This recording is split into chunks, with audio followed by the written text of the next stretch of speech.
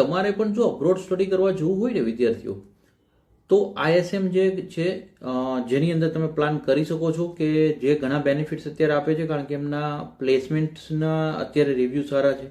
75 કન્ટ્રીઝની અંદર એમના સ્ટુડન્ટ આવી રહ્યા છે, 75+ કન્ટ્રીઝમાંથી.